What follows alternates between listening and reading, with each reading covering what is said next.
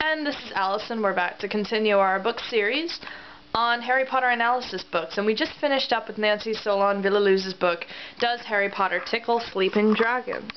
So we're going to move on to the next one on the pile here, because I thought we'd go through the pile before we added to the pile. And there's more books to add to the pile. There's always more books to add to any pile, and piles should always have books. Alright, so we have both of Granger's books, Nancy Solon-Villaluz's book. I hope this isn't the last one she writes. I really want to see her next one. And we're going to add to it Repotting Harry Potter. Look, it's bright green. This was published in 2009 in the spring, so this is a very springy book. Hey, look, there's a sprig of leaves coming right out of the winter, and Harry Potter's glasses, I guess they're Harry Potter's glasses, are growing out of it. And there's a wand, and it's growing out of a book. Hence the name Repotting Harry Potter, and the golden snitch, which I assume is a golden snitch. Maybe it's a snidget.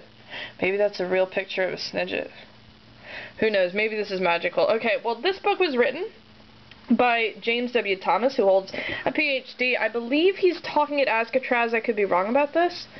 But, yeah, there you go. Repotting Harry Potter. A professor's book-by-book guide for the serious rereader. And if you're watching this video, chances are you probably are a serious rereader. So this is the perfect book for you. This is, James W. Thomas. He holds his PhD. And this is available through Zosima Press. There's the Zosima Press logo. Yay! www.zosima.com. That's Zosima as in, if you know your Russian literature, like I do. The brothers Karamazov, there's a character named the Father Zosima. John Granger's Press. Zosima, Z-O-S-S-I-M-A. You can get it through that website. You can get it through Amazon. I'm not sure that this is on BarnesandNoble.com. Maybe, I don't know. It runs about $20. This is actually a pretty long book. This is over 300 pages. And what Thomas is going to deal with, I wasn't expecting this when I got it, but of course I couldn't, see inside. I'd still get it regardless. This book is,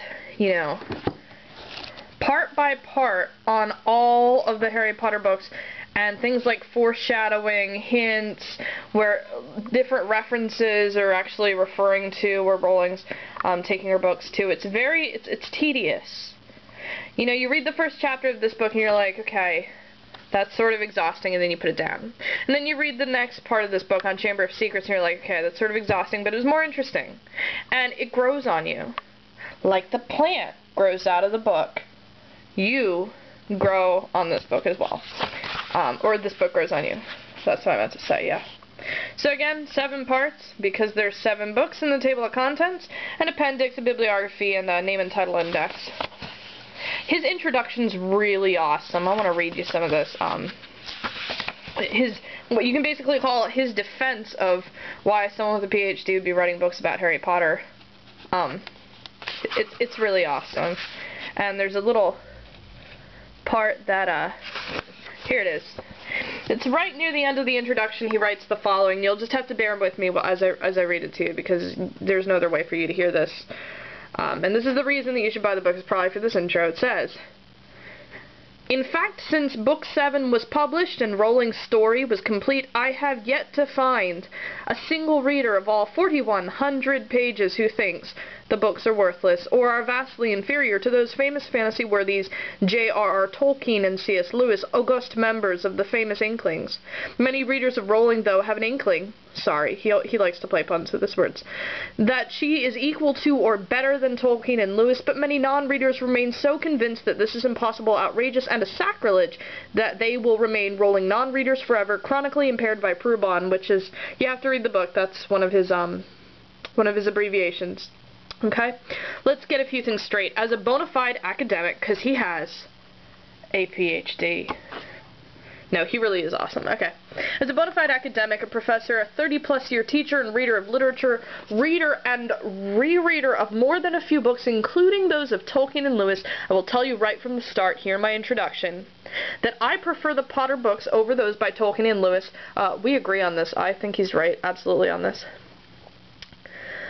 and that I consider them superior literary works. In my view, Tolkien's trilogy seems to be more for adults than for children. Lewis's chronicles seem to be more for children than adults. Tolkien seems to me to be more for the head than the heart. Lewis more for the heart than the head. Rowling's 7-part story, in my view, is one that is so rare as perhaps to be unprecedented in contemporary literature, in that it is equally for child and adult, equally touching the heart and challenging the mind. It is solid gold, and like the porridge, the chair, and the bed in Goldilocks, it is just right. Carl Jung once wrote, "In every adult there lurks a child, an eternal child, something that is always becoming, is never completed." The Potter story seems to speak uniquely to the child in the adult and the adult in the child. To write such a story, Rowling has found some deep and ancient magic indeed.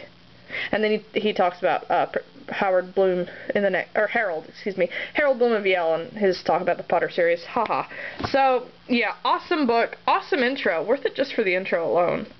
And it gets a little tedious, but it's great. All right. So this runs about $25. I think it's like $20. You can find it on Amazon. You should get it. Read it. It's good.